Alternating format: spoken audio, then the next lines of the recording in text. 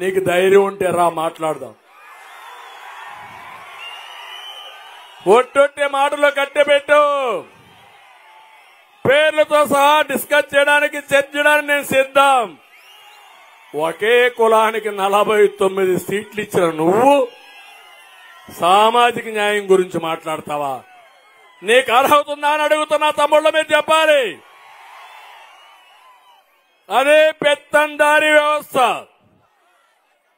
ఎక్కడికక్కడ ఇష్టానుసారంగా వీళ్లు పేరుకుపోయి ఇష్టానుసారంగా చేసే పరిస్థితికి వచ్చారు. ఇక్కడ ఒకటే హామీ ఇస్తున్నా. మాదిగలున్నారు. 97లో ఏబిసిడి కేటగరైజేషన్ తీసుకొచ్చిన పార్టీ తెలుగుదేశం పార్టీ. మాదిగలకు కూడా సామాజిక న్యాయం జరగాలి. జిల్లాల వారీగా కేటగరైజేషన్ తీసుకొస్తాం. మాదిగ, మాల, రెల్లి అందరికీ న్యాయం చేస్తా. అదే నా సామాజిక న్యాయం. సీట్ల విషయంలో చేశా, రేపు అభివృద్ధి విషయంలో కూడా చేస్తానని చెప్పి నేను మీకు తెలియజేస్తున్నా. ఇదే సమయంలో ముస్లింస్ ఉన్నారు. అందరికీ ఒకటి హామీ ఇస్తున్నా.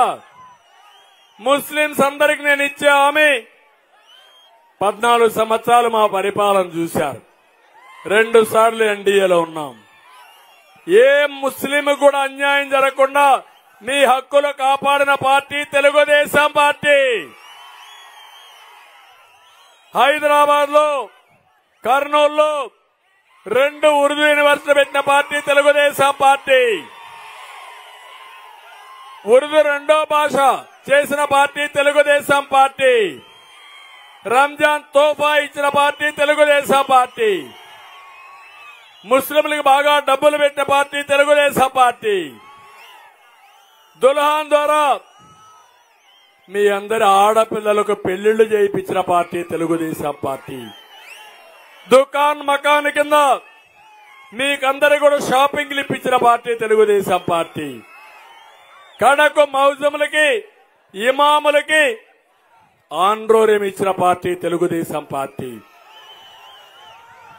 5 ఏళ్లు మీరు ఒకటే గుర్తుపెట్టుకోండి.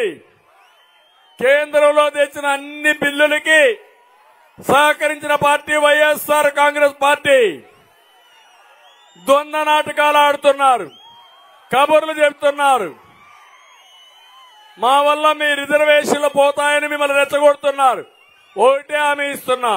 14, 19లో మీ రిజర్వేషన్లు కాపాడిన పార్టీ, 4% కాపాడిన పార్టీ తెలుగుదేశం పార్టీ. మీ భవిష్యత్తు ఆలోచించండి. మీ పిల్లల భవిష్యత్తు ఆలోచించండి. నేను వస్తా ఉంటే ముస్లింలు చూశాను. పిల్లల్ని భుజాలపైన ఎక్కించుకుని నాకు 2 వేళ్లు చూపిస్తూ మా పిల్లల బాధ్యత మీదే చంద్రన్న అని చూపించారంటే, ముస్లింస్ కూడా చూపించారంటే అది నాకు ఆనందం. ఒక విషయం గుర్తుపెట్టుకోండి. ఈరోజు 3 పార్టీలు కలిసి వస్తున్నా మీ ముందుకి.